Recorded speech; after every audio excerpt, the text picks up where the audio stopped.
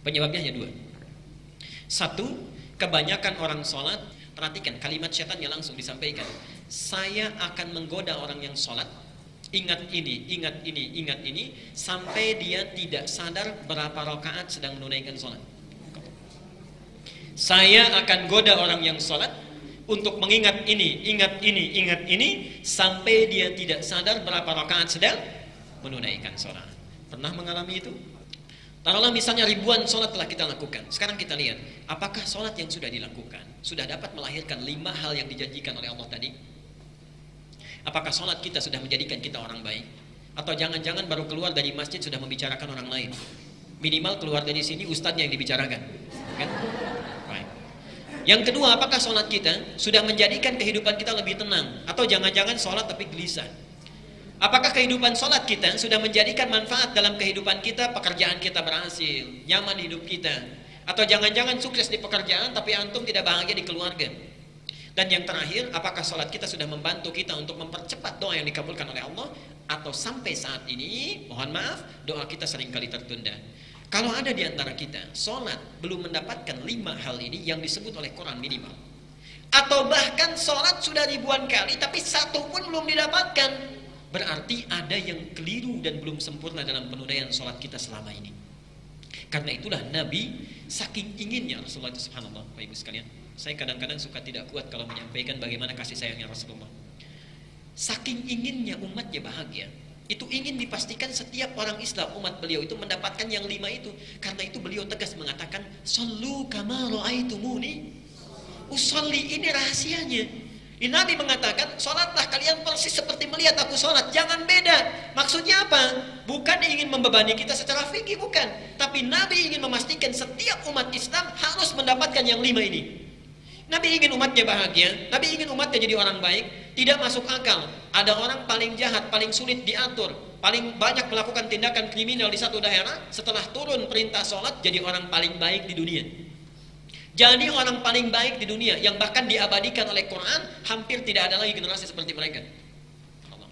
Saya mohon maaf ya, kalau kita tidak bisa menyamai sedikit seujung kukunya saja, maka jangan pernah kita mau mencelanya. Kalau tidak bisa menyamai seujung kukunya saja, maka jangan terbersit untuk mencelanya. Subhanallah. Bapak Ibu sekalian, sahabat itu diantara kemuliaannya, tidak ada rasa pelit, tidak ada iri dengki, tidak ada iri hati. Kalau misalnya kita lewat sekarang, saya lewat Bapak misalnya Pak, kemudian saya lihat Bapak pakai baju bagus, subhanallah, thawbuka jamil, ma'ajabat thawb, bagus sekali baju kamu, itu langsung dilepas dikasihkan. Langsung dilepas dikasihkan. Karena mereka tahu tidak mungkin dicapai puncak kebaikan sebelum menginfakkan apa yang paling disukai. Ali Imran 92, "Lan tanalul birra hatta tunfiqu mimma tuhibbun." Tidak mungkin mendapatkan albir. Albirun itu sifat-sifat puncak yang baik, albir.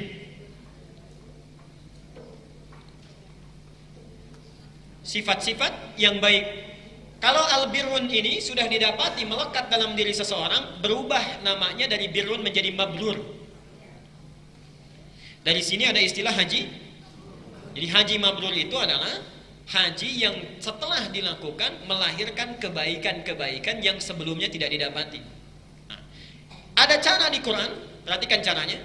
Saya tawarkan, ada cara di Quran, perhatikan ya. Coba kalau saya berikan 2 tawaran. 1, Bapak Ibu haji tapi belum tentu mabrur. Atau pilih yang kedua, tidak haji, insya Allah sudah pasti mabrur. Pilih 1 atau 2. Gak ada yang ketiga kalau ini, serius. Haji belum tentu mabrur, tidak haji pasti mabrur. Pilih yang mana? Kedua ya. Baik. Awas yang paling kencang saya tes sendiri. Lan tanalul birra. Tidak mungkin kita mendapatkan birrun ini kalau sudah dapat namanya mabrur. Hatta tunfiqu mimma tuhibbun. Sampai bisa menginfakkan apa yang paling dicintai. Tadi saya contohkan untuk mendapatkan birrun ini menjadi mabrur, sahabat itu diantara kemuliaannya dipuji dia berikan. Tadi yang paling kencang nanti saya tes keluar, "Pak, bagus sekali mobilnya tuh. Mau nggak diinfakkan kali ya?" Oke. Hari Sabtu kemarin ada yang pegang handphone, dimajukan untuk merekam. Siap, siap. Ketika saya tawarkan, siap diinfakkan, punya kantor Ustaz. Baik Bapak Ibu sekalian, nah sekarang persoalannya kita masuk lagi ke materi kita. Kalau kita tidak mendapati satu di antara 5 ini, apa penyebabnya? Apa penyebabnya? Kita lihat di Quran ya, karena kajian kita insya Allah Quran Sunnah tidak keluar dari yang ini. Kata Al-Quran, penyebab orang tidak mendapatkan yang 5 ini, atau satu di antara 5, itu penyebabnya hanya 2. Penyebabnya hanya 2. Satu, kebanyakan orang sholat tidak khusyuk dalam sholatnya. Satu, tidak khusyuk dalam sholatnya. Dalilnya ada di Quran surah Al-Baqarah ayat 45 dan 46. Catat dulu saja, kita terangkan. Dan yang kedua, ini mohon kita evaluasi ya dan introspeksi diri sekaligus. Kebanyakan orang sholat tidak paham, tidak mengerti apa yang dilakukan dan dibaca dalam sholatnya. Kebanyakan orang sholat tidak paham, tidak mengerti apa yang dibaca dan dilakukan dalam sholatnya. Tanyakan pada diri kita selama ini, apakah paham dengan bacaan rukuk kita, mengerti dengan bacaan sujud kita, paham dengan takbir kita dan sebagainya. Tidak paham dan mengerti bacaan dan gerakan sholat. Dalilnya sama Quran yang seperti sebelumnya, Quran 29 Al-Ankabut ayatnya sama persis 45. Quran surat 29 ayat 45. Kecelakaan kita kadang hafal tengah-tengah ayatnya, tapi awalnya tidak dihafalkan. Potongannya lancar, tapi sebagiannya tidak dihafalkan, sehingga penafsirannya dikeliru. Coba teruskan ayat ini. Inna sholata tanha anil fahsya. Awal ayatnya apa? Tuh. Padahal awal ayatnya itu kuncinya yang ini. Utslu ma uhiya ilaika minal kitab wa aqimis sholat. Baru inna sholata tanha anil fahsyai wal munkar. Baik, sebentar ya, nanti kita uraikan. Bila kita tidak mendapatkan 5 yang dijanjikan tadi, kata Al-Quran persoalannya 2. Satu, tidak khusyuk dalam sholatnya. Yang kedua adalah tidak paham, tidak mengerti dengan bacaan dan gerakan yang dilakukan dalam sholat. Nah, kajian kita hari ini dan sesi selanjutnya nanti di Sabtu, tapi nanti Sabtunya akan ditentukan waktunya, itu hanya akan terfokus membahas 2 hal ini saja. Ya? Baik. Untuk hari ini kita akan batasi. Kita ambil yang ini saja, nomor 1. Sesi selanjutnya kita akan bahas yang ini, mengenai bacaan dan gerakan sholat dari mulai takbir sampai dengan salam. Dan nanti resumnya sudah saya sediakan. Kalau ingin mengcopy silakan, saya dengan senang hati memberikan. Baik. Jadi kita akan bahas yang ini dulu ya. Sampai jam berapa kita? Oh, jangan jam 12 ya. Jam 9 harus sambung lagi ya. Baik. Ayo dibuka dulu Quran surah Al-Baqarah surat 2 ayat 45-46. Subhanallah, ini Qurannya sering kali hilang ya. Coba tilawah sehari ambil 5 ayat. Ayo ikut yang sore ya, pada asar. Kalau punya waktu luang kita ada kajian menghafal Quran. Oke, insyaallah. Quran surat 2 Al-Baqarah 45. Wasta'inu bis-sabri was-salah. Saya tulis dulu. Wa innaha lakabiratun illa 'alal khashi'in. Perhatikan kalimatnya. Agak sabar ya, mohon bisa sabar. Saya agak menafsirkan sehuruf-sehuruf kadang. Wasta'inu bis-sabri was-salah. Oke. Perhatikan di sini sebentar sebelum saya teruskan ayatnya. Wasta'inu, dan memohonlah pertolongan, mintalah bantuan setiap masalah yang kita hadapi. Di setiap manusia, dengan isyarat ayat ini, tidak mungkin ada orang yang hidup tanpa masalah. Setiap kita pasti punya masalah dengan kadar yang berbeda-beda. Kalau kita punya masalah, kata Allah, hadapi itu semua, minta tolong bisabri, satu dengan sabar. Ini menunjuk kepada ikhtiar. Dijalani dulu, ikhtiar dulu dengan sabar. Kalau kita punya persoalan, punya masalah, selesaikan ikhtiar, jalani dengan sabar. Contoh, kita punya anak sakit, ikhtiar dulu, pergi ke dokter, kan?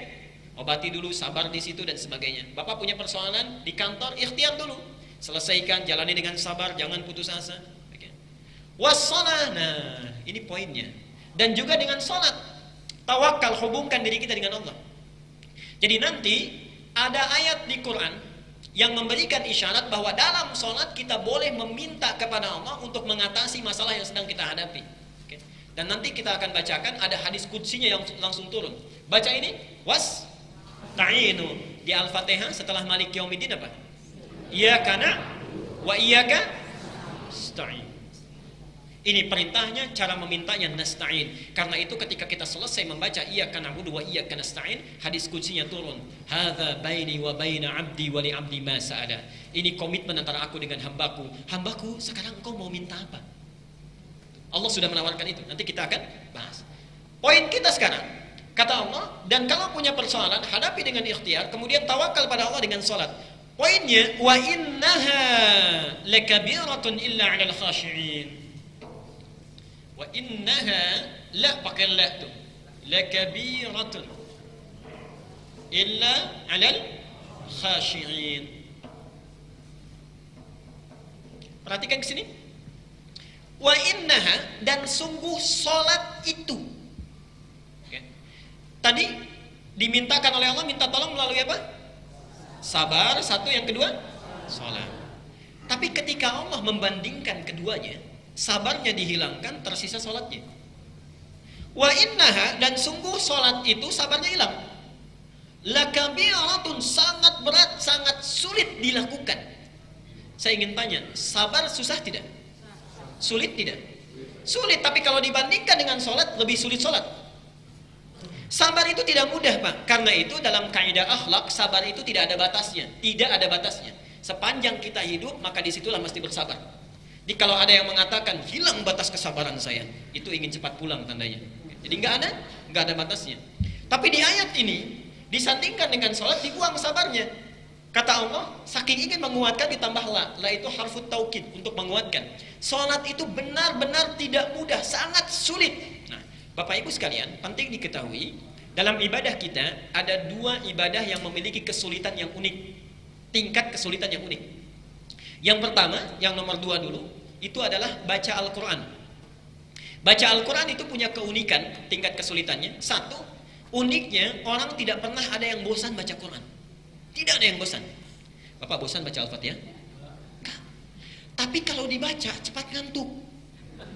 Enggak percaya silakan. Buka oleh kita, ya. Subhanallah, itu 15 menit sudah begini. Begitu ada ping gitu kan? Nah, di status BBM, WhatsApp dan sebagainya bisa segar lagi itu. Di Quran itu bisa sulit. Nah, tapi ada yang lebih hebat kesulitannya dibandingkan Quran. Itu ibadah yang dilakukan pada saat yang bersamaan bisa menjadikan yang ingat lupa, yang lupa jadi ingat. Pengalaman tuh, jawab. Tidak ada ibadah yang dilakukan pada saat yang bersamaan bisa menjadikan yang lupa itu ingat, yang ingat lupa. Sholat subuh berapa rakaat? Itu bisa jadi 3 itu kalau sendirian. Lupa kita. Di takbir, memang lisannya bertakbir Allahu Akbar, tapi pikirannya bisa kemana-mana. Ya Allah, tadi saya kesiangan sahur. Ya Allah, anak saya belum diantar. Karena itu syaitan sendiri mengatakan, hadisnya Al-Bukhari, babus sholat, di kitab sholat, bab Al-Bukhari, nomor hadis yang ke-6. Perhatikan, kalimat syaitannya langsung disampaikan. Saya akan menggoda orang yang sholat, ingat ini, ingat ini, ingat ini, sampai dia tidak sadar berapa rakaat sedang menunaikan sholat. Saya akan goda orang yang sholat, untuk mengingat ini, ingat ini, ingat ini, sampai dia tidak sadar berapa rakaat sedang menunaikan sholat. Pernah mengalami itu? Ya. Sekarang lihat sini ya. Kata Al-Quran, ini tidak mungkin terjadi kecuali bagi orang yang khusyuk. Di kalau orang khusyuk sholatnya menjadi ringan. Orang yang khusyuk sholatnya menjadi ringan. Pertanyaannya sekarang, apa itu khusyuk? Bagaimana cara melakukan khusyuk? Dan dalam pelaksanaan khusyuk itu seperti apa yang bisa kita lakukan dalam sholat kita? Oke? Bismillah.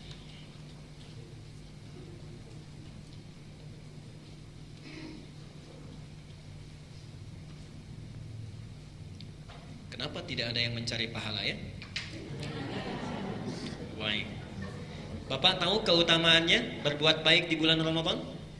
Baik ya. Hadisnya qudsi, Kitabus Siyam Al-Bukhari, nomor hadis ketiga dari Abu Hurairah. Perhatikan potongan kalimat hadisnya. As-siyamu li wa ana ajzi bihi. As-siyamu li wa ana ajzi bihi. Puasa itu hanya ditujukan untukku dan aku yang langsung memberikan pahalanya. Belum selesai sampai di situ hadisnya. Perhatikan, wal hasanatu bi asyri amsalihha.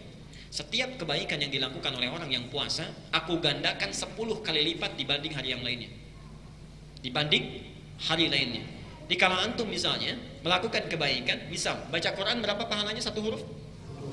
10. Alif lam mim misalnya. Alif ini 10. Misal hitung-hitungan saja. Kalau Ramadan dilakukan kali lagi 10. Jadi berapa? 100. Jadi kalau di bulan Ramadan gak ada yang baca Quran cuma sehuruf saja, itu keterlaluan. Sudah dinaikkan gitu kan, pahalanya gak mau baca, itu keterlaluan. Oke? Karena itu sepanjang ada peluang kebaikan, cepat lakukan, digandakan 10 kebaikan. Jadi kalau bapak cuma ngehapus sebelum Ramadan itu cuma 1.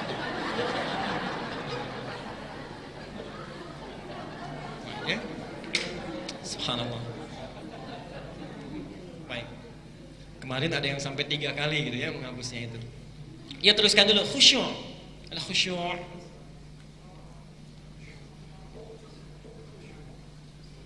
Apa itu khusyuk? Apa itu khusyuk? Fokus, sungguh-sungguh. Ada lagi yang lain? Konsentrasi. Kita selama ini sering keliru memahami sesuatu itu.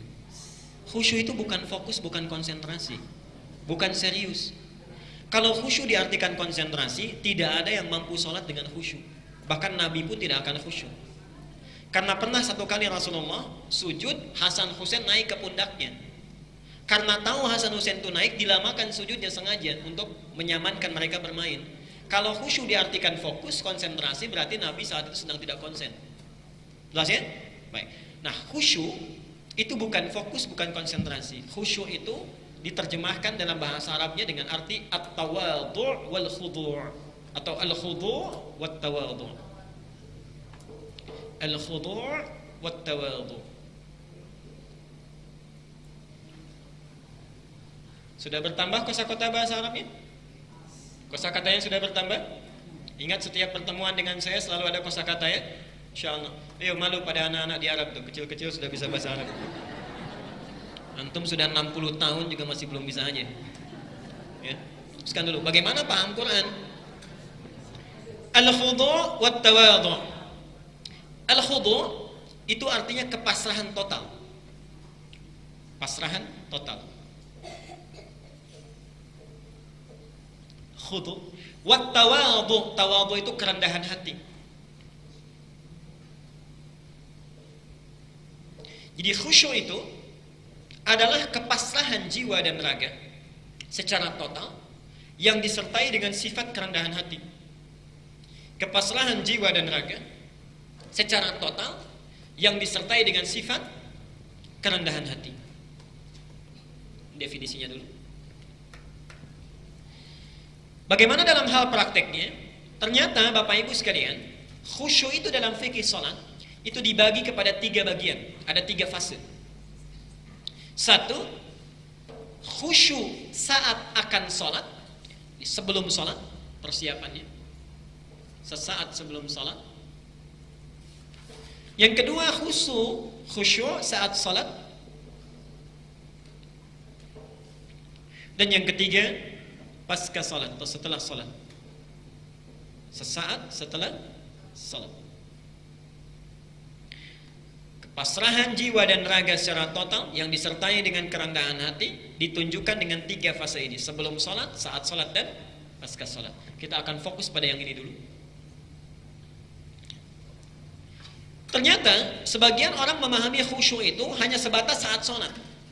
Tapi nas-nas Al-Quran dan hadis Nabi SAW menunjukkan kepada kita ternyata proses khusyuk itu dimulai sejak saat akan salat. Dimulai sejak saat akan salat. Bagaimana petunjuk yang pertama? Lihat ayat 46-nya. Al-Baqarah tadi ayat 45 dan 46-nya. Wasta'inu bis-sabri was-salah wa innaha lakabiratun illa 'alal khashi'in. Jika punya persoalan, maka minta tolonglah pada Allah dengan cara ikhtiar, dengan sabar dan salat. Sulit salat itu dilakukan kecuali bagi orang khusyuk. Siapa mereka? 1. Perhatikan. Alladzina yadhunnuna annahum mulaqu rabbihim. Alladzina yadhunnuna annahum mulaqu rabbihim. Satu dulu ini. Kedua, wa annahum ilaihi raji'un. Ayat 46. Perhatikan sini. Orang khusyuk itu siapa mereka? Alladzina yadhunnuna, yaitu orang-orang yang sebelum sholat, bukan saat sholat. Orang-orang yang sebelum sholat, yadhunnuna, dia telah sangat merasakan annahum mulaqu rabbihim, dia akan bertemu menghadap kepada Tuhannya. Di ciri orang khusyuk itu, sebelum sholat dia sudah punya rasa, sudah akan yakin menghadap, memenuhi undangan Allah, menghadap kepada Allah Subhanahu wa ta'ala. Baik, tadi azan apa artinya? Baik, telinga secara bahasa ya, didengar oleh kita. Secara fikihnya panggilan Allah untuk menghadap kepadanya. Nah, orang khusyuk itu saat dia akan sholat ditunaikan, mendengar panggilan itu, dia sudah merasa, oh sekarang sudah diundang oleh Allah. Oke, sudah diundang oleh Allah. Nah, sekarang saya tanya pada Bapak Ibu sekalian, sekarang jam 9 lewat 2 menit. Kalau kita jam 10, alhamdulillah, jam 10 kita diundang oleh Pak Gubernur untuk insya Allah brunch, breakfast and lunch, ya. Nanti, nggak sekarang puasa ya, membawa bekal brunch misalnya, baik. Dikasih sembako, diundang sekaligus audiensi. Kira-kira pakai baju kayak gini atau ganti? Naikkan tawarannya, diundang presiden. Jam 12 di Istana Negara, kita akan berangkat. Ganti seperti ini atau gini saja? Ganti baju, pakai minyak wangi. Kalau perlu 5 meter sebelum datang sudah tercium, kan? Dan jangan lupa bawa proposal yang belum tentu dikabulkan. Kalau antum bertemu dengan sosok manusia saja, persiapan kita sudah sedemikian bagus adanya, dijadikan kita siap-siap dengan baik, parfumnya baik, pakaiannya baik dan sebagainya, yang permohonan kita belum tentu dikabulkan. Kenapa ketika dipanggil oleh Allah penampilan kita biasa-biasa saja? Karena itulah ciri orang khusyuk ketika dipanggil oleh Allah. Apa persiapannya? 1. Al-A'raf ayat 31. Quran surat 7 ayat 31. Ya bani Adam khudhu zinatakum 'inda kulli masjid.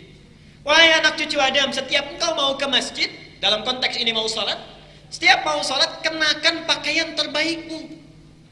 Khudhu zinatakum, subhanallah, diundang Allah. Diundang oleh Allah, akan dikabulkan permintaan kita, dimaafkan kalau salah, diampuni kalau berdosa, dan subhanallah sehari minimal diundang 5 kali. Ada nggak bupati ngundang kita sehari 5 kali?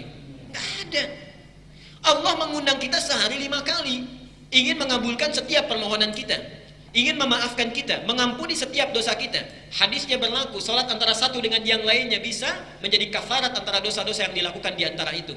Hadis riwayat Muslim nomor hadis 233. Jelas di situ. Oke. Sekarang kita sudah diundang, kata Al-Qur'an langsung ini, setiap memenuhi undangan Allah, ya bani Adam, wahai anak cucu Adam, khudhu zinatakum, kenakan pakaian terbaikmu, inda kulli masjid, setiap akan memenuhi undangan Allah Subhanahu wa taala, khususnya di masjid. Jelas sampai sini?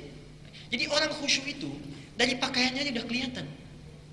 Kalau bapak tidak percaya, ibu tidak percaya, silahkan mulai keluar dari sini. Saat akan sholat zuhur, penampilan kita bedakan.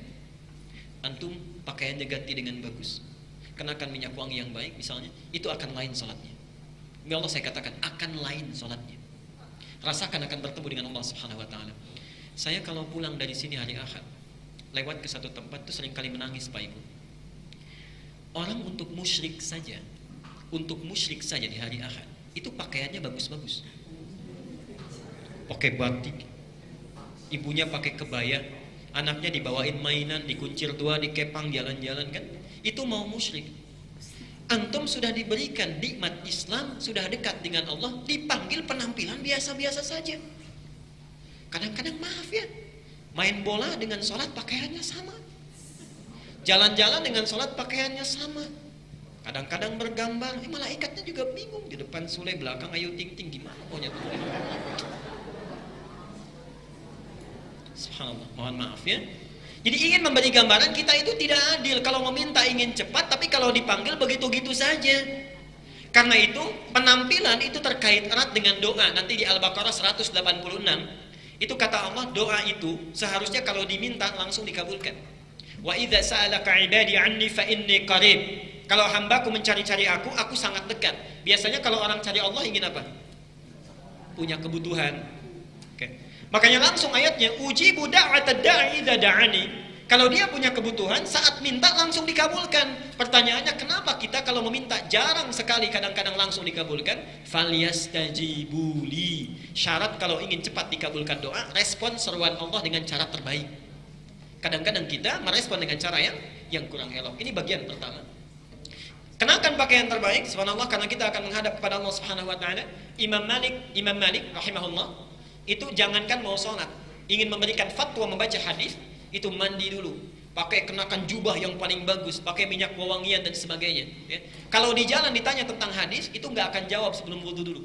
Wudu pakai pakaian terbaik. Kenapa? Beliau menyampaikan, saya ketika menyampaikan hadis seolah-olah merasakan bersama Rasulullah dan mempertanggungjawabkan perkataan saya. Apalagi bertemu dengan Allah. Yang kedua, orang khusyuk sudah siap dengan pakaiannya. Yang kedua, dia sempurnakan wudunya, berwudu. Dalilnya Quran surah 5 Al-Maidah ayat ke-6. Ya ayyuhalladzina amanu idza qumtum ilas shalah faghsilu wujuhakum wa aydiyakum ilal marafiq, dan seterusnya ayat. Wahai orang-orang yang beriman, apabila kalian ingin menyempurnakan salat, begitu terjemahnya. Ya. Di qumtum itu dari kata qama. Idza qumtum ilas shalah, itu artinya menunaikan dengan sempurna. Artinya ada orang sholat yang tidak sempurna. Jika kalian ingin menyempurnakan sholat, maka berwudulah terlebih dahulu dengan membasuh wajahmu, tangan sampai dengan siku. Awas, bukan siku sampai tangan, tapi tangan sampai siku. Awas, saya pernah terangkan ini ya.